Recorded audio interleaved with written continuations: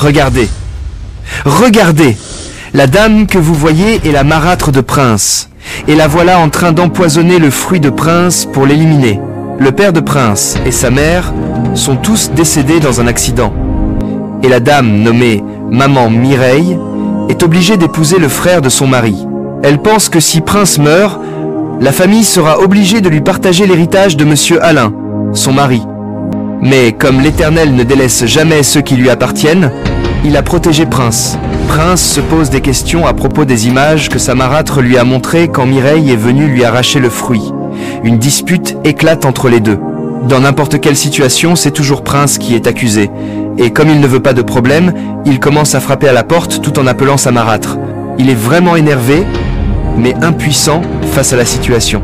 Sa marâtre sort en demandant ce qui se passe. Et Prince dit « Viens dire à Mireille de me remettre mon fruit. » Et voilà, Maman Mireille commence à crier tout en demandant à sa fille pourquoi elle a arraché le fruit.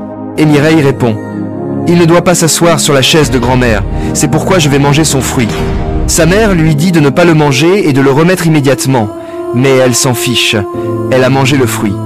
Malgré les supplications de la dame, son enfant refuse de le lui rendre.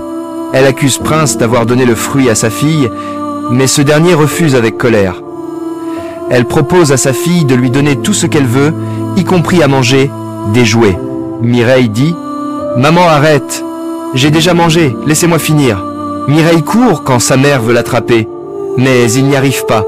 Le poison commence son effet et Mireille s'arrête immédiatement. Sa mère est la seule à savoir ce qui se passe. « Regardez, regardez !» Comme elle sait que son enfant ne peut plus survivre, elle tente de forcer Prince à manger le fruit. Elle dit tout ce qu'elle peut, mais Prince reste ferme dans sa décision. Quand la douleur de sa fille augmente, elle se met à crier le nom de sa fille.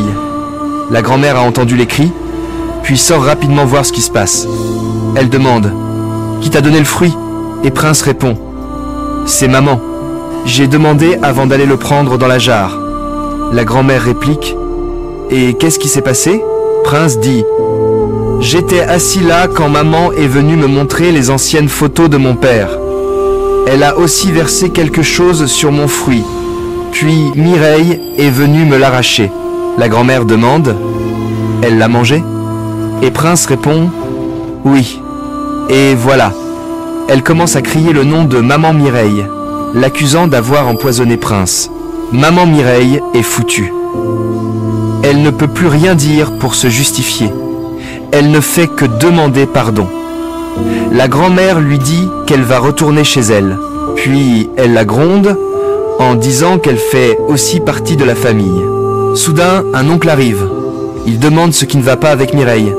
Mais la grand-mère l'interrompt. Et Prince commence à raconter tout ce qui s'est passé. L'oncle commence à menacer Maman Mireille. La colère pousse l'oncle à la renvoyer de la maison pour qu'elle prenne soin de sa fille. Toi qui regardes cette vidéo, tu ne mourras pas comme les parents de Prince.